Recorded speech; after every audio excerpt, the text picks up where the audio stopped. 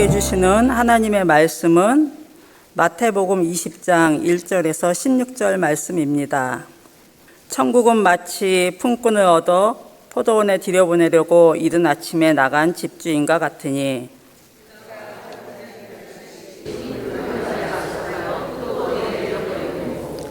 또 제3시에 나가보니 장터에 놀고 서 있는 사람들이 또 있는지라.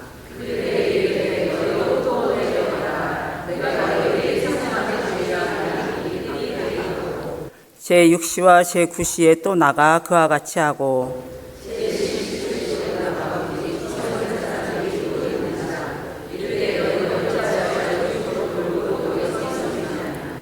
이르되 우리를 품꾼으로 쓰는 이가 없음이니이다. 이르되 너희도 포도원에 들어가라 하니라.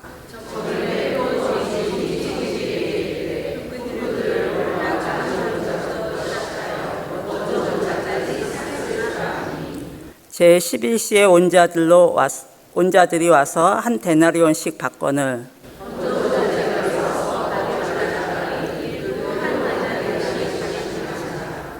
받은 후 집주인을 원망하여 이르되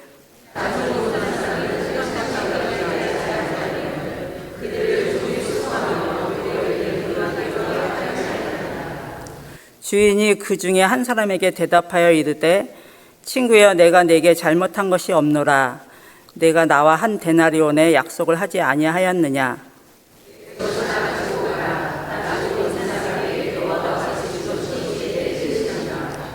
내 것을 가지고 내 뜻대로 할 것이 아니냐? 내가 선함으로 내가 악하게 보느냐?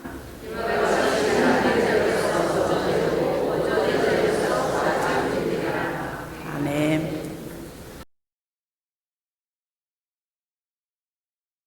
오늘 우리가 읽은 본문은 포도원 품꾼 이야기입니다.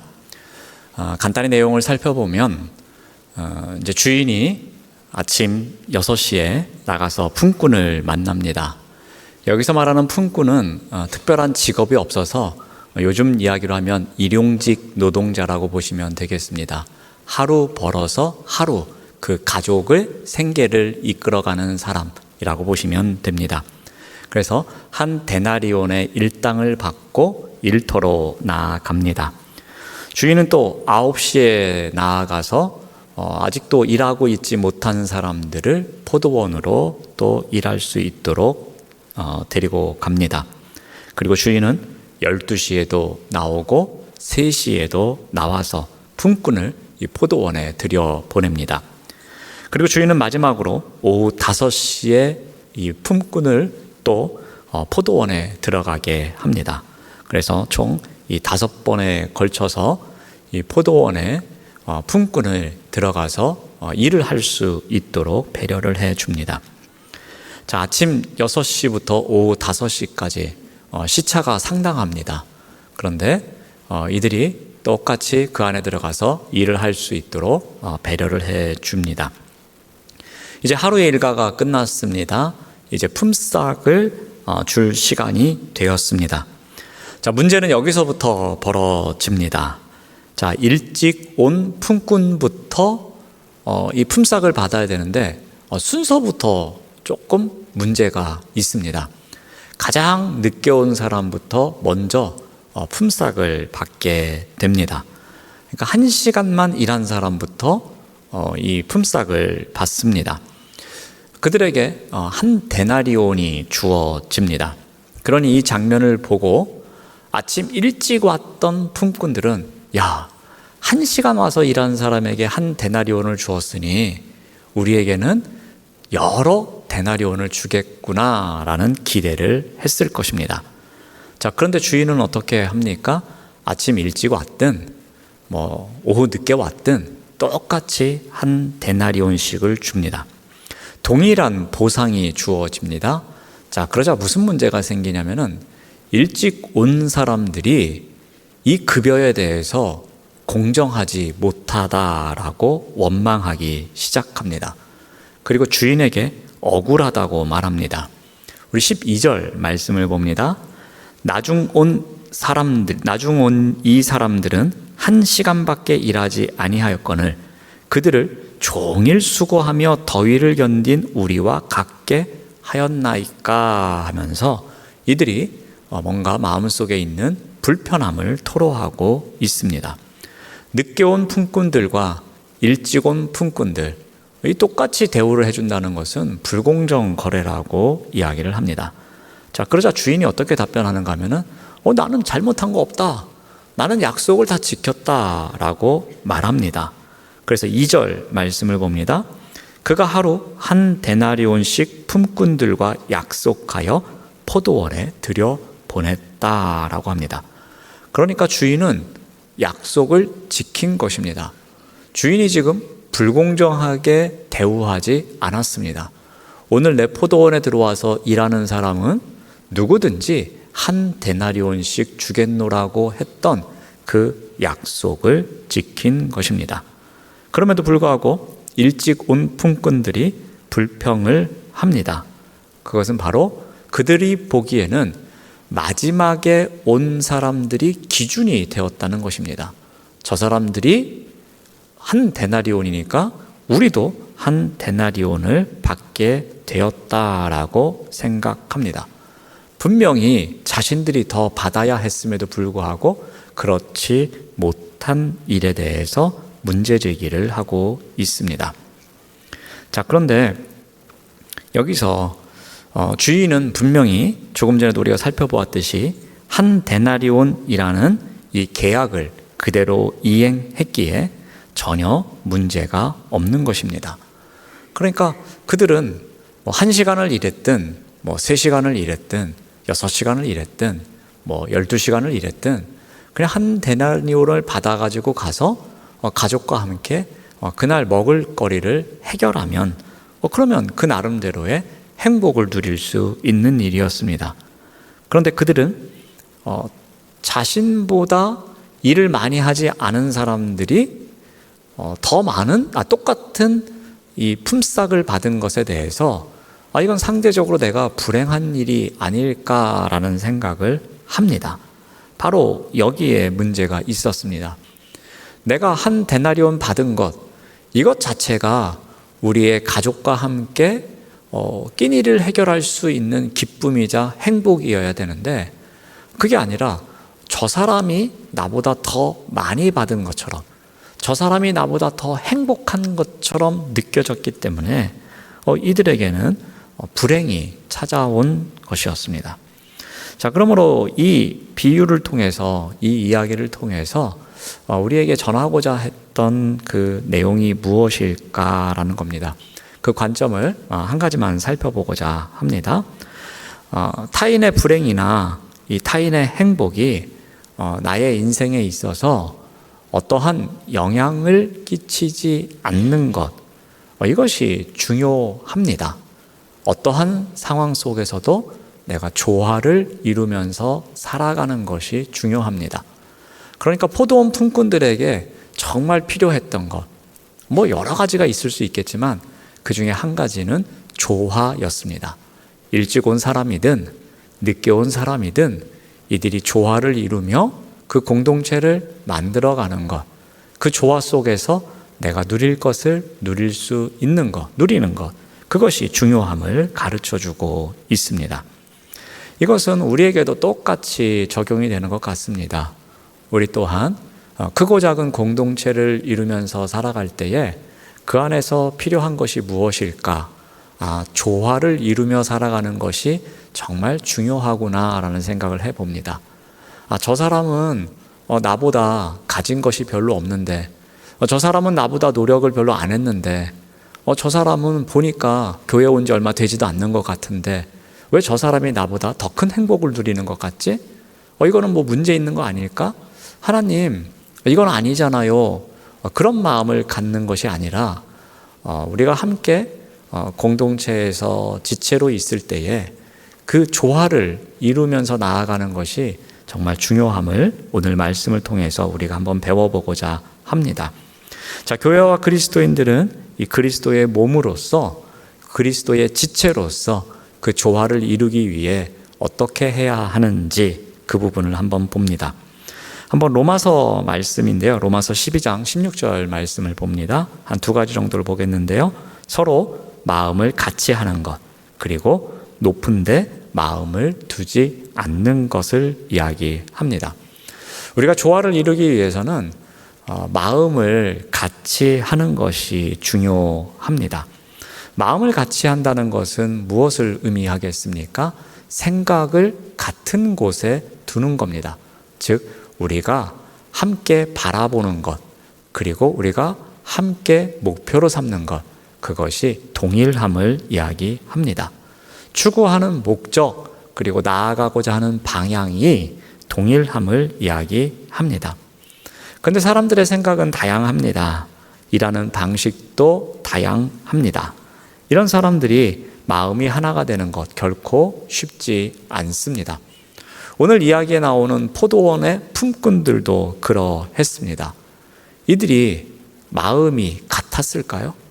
이들이 생각하는 것이 똑같았을까요? 시차로 들어온 사람들, 생각하는 마음이 다 달랐을 것입니다. 그리고 무엇보다도 마지막에 온 사람에게 한 데나리온이 주어지는 순간에 다른 사람들은 다른 생각을 했을 것입니다. 품꾼의 목적은 하루의 일당을 받는 데 있습니다. 그러므로 내가 한 데나리온을 받는다는 것, 그리고 타인이 한 데나리온을 받는다는 것, 이것은 감사한 일입니다. 포도원의 일꾼으로 부름을 받아서 그 부르신 곳에서 사명을 다하고 그 대가로 한 데나리온을 받았으면, 너도 한 데나리온 받고 나도 한 데나리온 받았으면 감사한 일이야, 기쁜 일이야, 행복한 일이야 했으면 되는 것이었습니다. 이것이 조화를 이루는 일입니다. 같은 마음을 품고 같은 생각을 하는 것입니다. 우리의 오늘 목적은 한 데나리온을 받아서 우리가 음식을 만들 재료를 사 가지고 집에 가서 가족이 함께 그 음식을 먹는 것, 그것이 이들에게는 그 하루에 살아갈 삶의 목적이었습니다. 그리고 그 마음을 같이 공유하고 있어야만 했습니다. 자, 그런데 문제는 나보다 남이 적당히 불행하기를 바랬다든지 덜 행복해지기를 바랬던 것 같은데, 그러한 가운데에 한 마음이 되지를 못합니다. 같은 방향으로 나아가지를 못합니다. 내가 더 나아야 한다는 생각이었습니다. 타인이 나랑 똑같이 행복을 누리는 것이 마음에 들지 않았던 것입니다. 그러다 보니까 조화를 이루지 못합니다. 우리가 마음을 같이 해야 조화를 이룰 수 있습니다.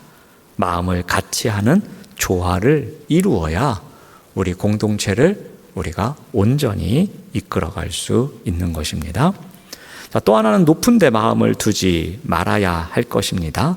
높은 데 마음을 둔다는 것은 교만한 마음을 이야기합니다. 교만한 마음은 쉽게 말씀드리면 내가 너보다 더 나아라는 생각입니다. 포도원 품꾼들이 그랬습니다. 내가 너보다 낫다라고 생각한 것입니다. 내가 너보다 훨씬 오랫동안 일했고, 내가 너보다 이 더운 날에 땀을 더 많이 흘렸고, 내가 너보다 더 많은 품삯을 받을 그러한 자격이 있어라고 생각을 한 것입니다. 그런데 우리가 공동체 안에서 내가 너보다 더 낫다라는 그런 교만한 마음이 있으면 공동체 안에서는 연합하기가 쉽지 않습니다. 왜냐하면 이러한 교만은 우리의 기쁨을 빼앗아 갑니다. 내가 너보다 낫다라는 우월감, 그런 교만을 갖고 있으면 상대적으로 자신이 손해를 본다는 생각을 늘 합니다.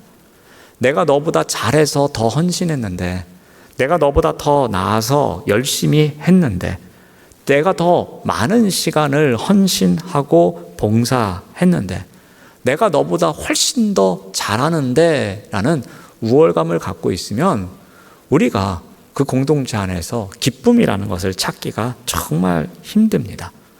포도원 품꾼들이 그러했습니다.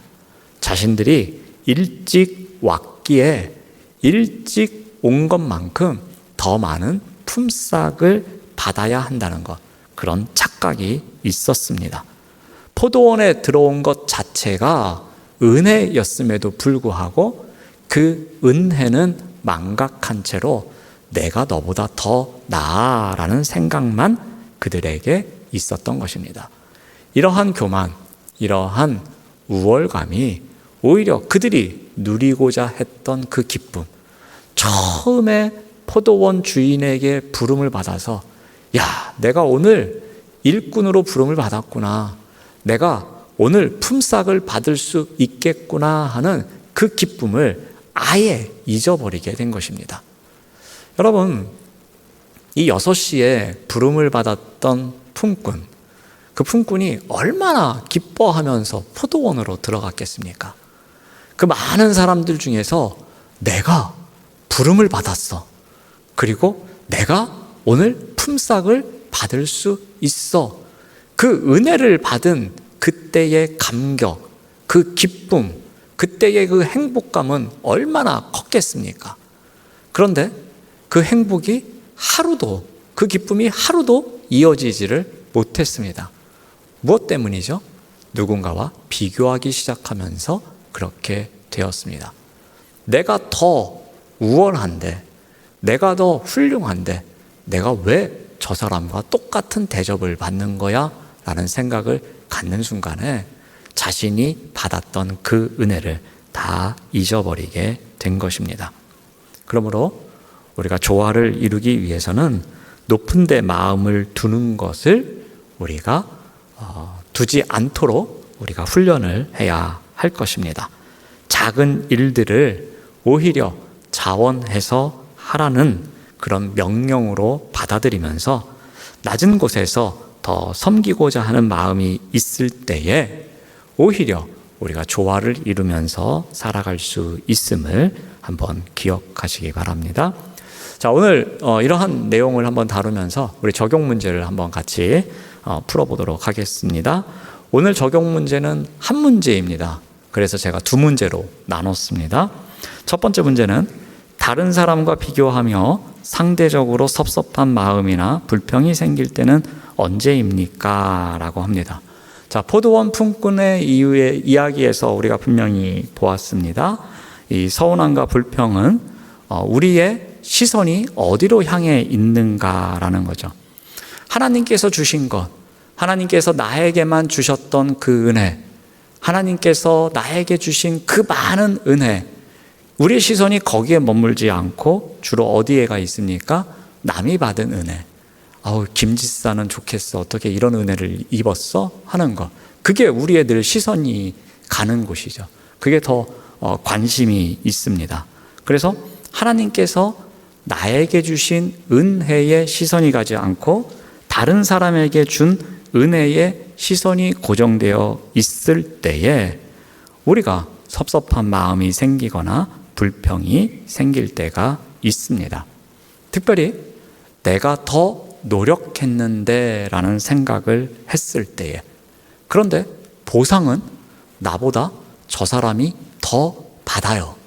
그러면 더 섭섭하게 됩니다. 나는 1년 동안 진짜 열심히 기도했는데 내 기도 제목은 안 들어줬어요. 근데 옆에 있는 사람은 딱 한 번 기도했는데 그 기도 제목이 이루어졌어요. 그럼 우리의 마음은 어떠합니까? 이건 섭섭한 정도가 아니라 교회를 옮겨야 될 상황이 되는 거예요. 야, 이 교회에서는 내 기도가 별로 영역이 없는가 보다. 다른 교회를 가야겠다.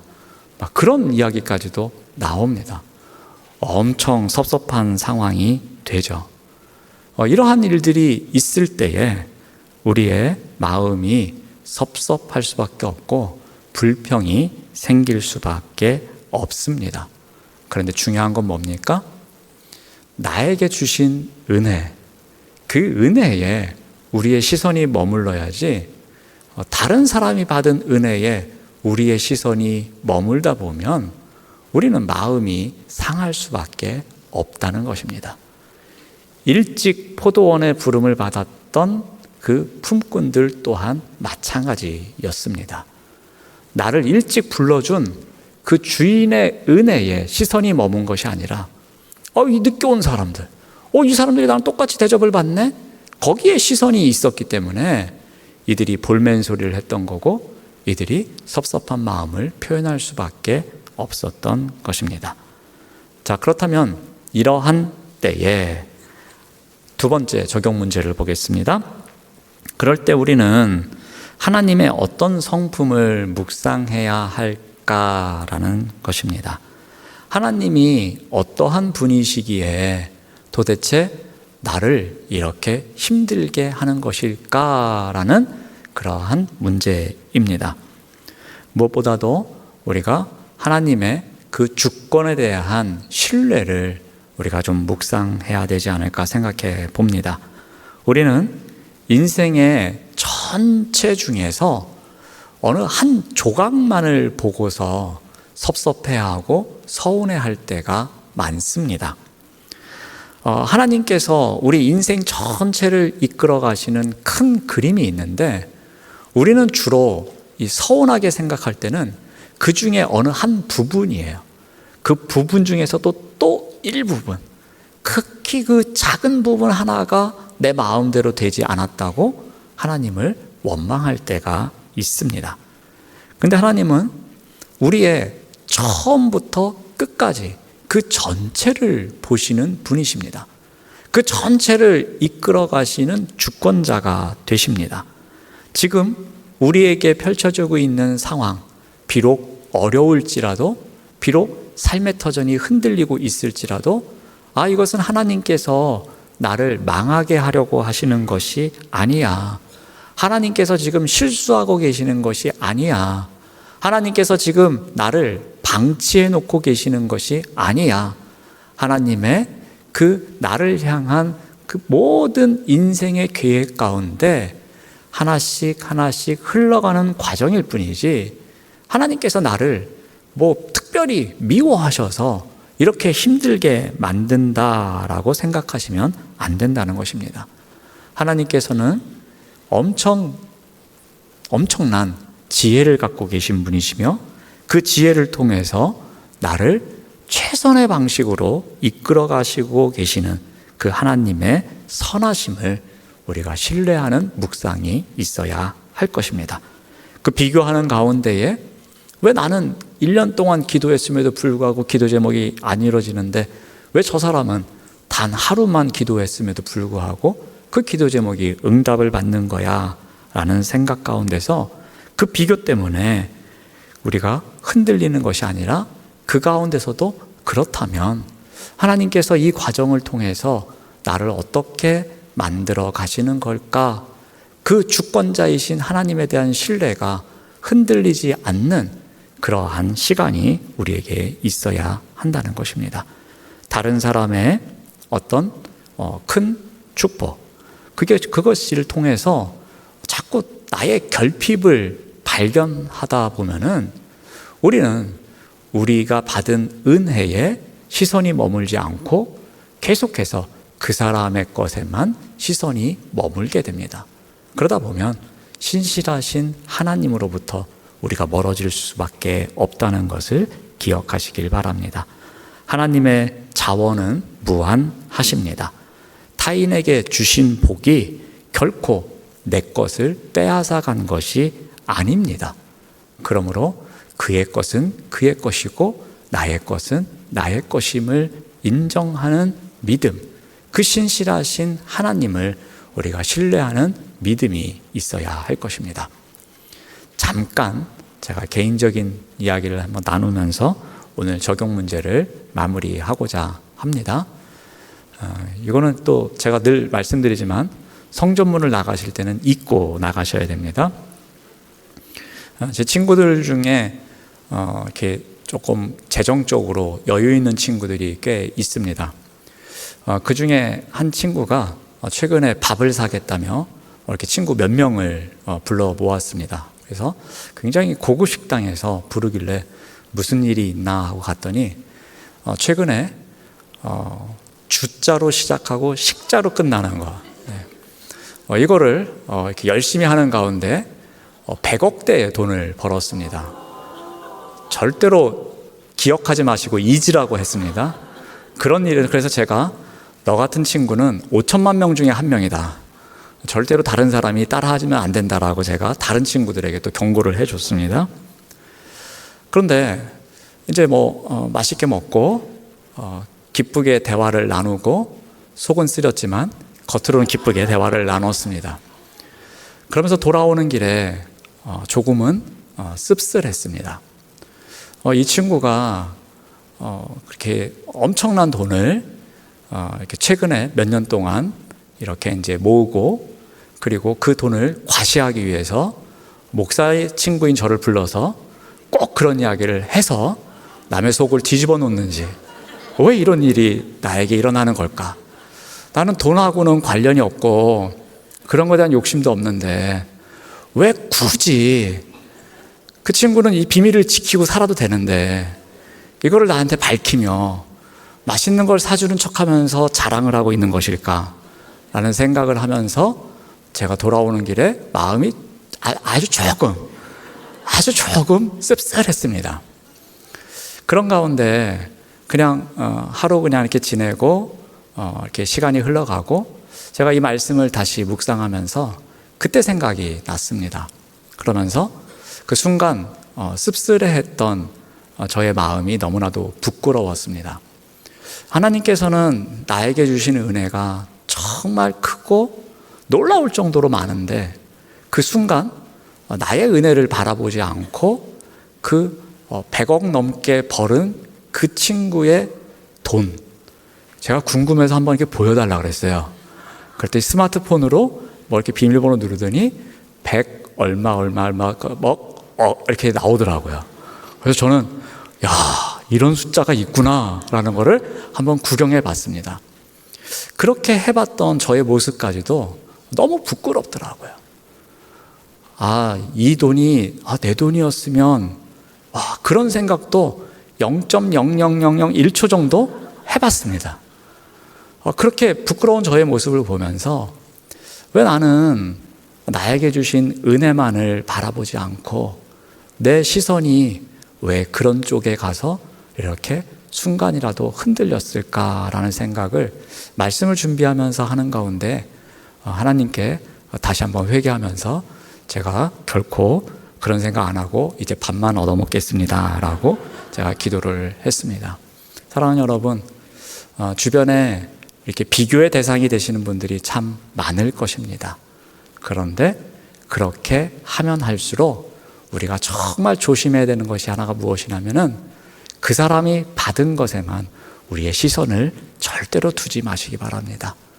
그것보다도 하나님께서 오늘까지 내 인생길에 은혜로 채워주신 것이 정말 많구나, 그것이 더 소중하구나, 그리고 나를 불러주셔서 부르신 자리에서 내가 오늘도 하나님의 일을 할 수 있도록, 그렇게 섬길 수 있도록 이끌어 주신 것이 정말 감사한 일이구나 라는 고백이 우리에게 있었으면 좋겠습니다. 그리고 그렇게 이끄시는 신실하신 하나님, 그 하나님을 우리가 믿음으로 고백하며 오늘도 그 믿음의 길을 신실하게 따라가시는 우리 모두가 되시기를 바랍니다. 기도하겠습니다. 하나님 감사합니다. 우리의 시선이 우리에게 주신 그 은혜에만 머물지 않고 다른 곳으로 향할 때가 참 많습니다. 부끄러울 때도 참 많습니다. 하지만 신실하신 그 하나님을 바라보며 그 하나님을 신뢰하며 우리에게 베풀어 주신 은혜가 정말 소중함을, 그 은혜가 너무나도 놀라움을 우리가 날마다 믿음으로 고백하며 살아갈 수 있도록 인도하여 주시옵소서. 그러한 때에 우리가 마음을 같이 할 수 있고 또 낮은 곳에서 우리가 더 봉사할 수 있을 거라고 생각합니다. 그 믿음으로 우리에게 맡겨주신 부르심의 자리에서 리더의 역할을 신실하게 감당하는 우리 모두가 될 수 있도록 인도하여 주시옵소서. 예수님의 이름으로 기도드립니다. 아멘.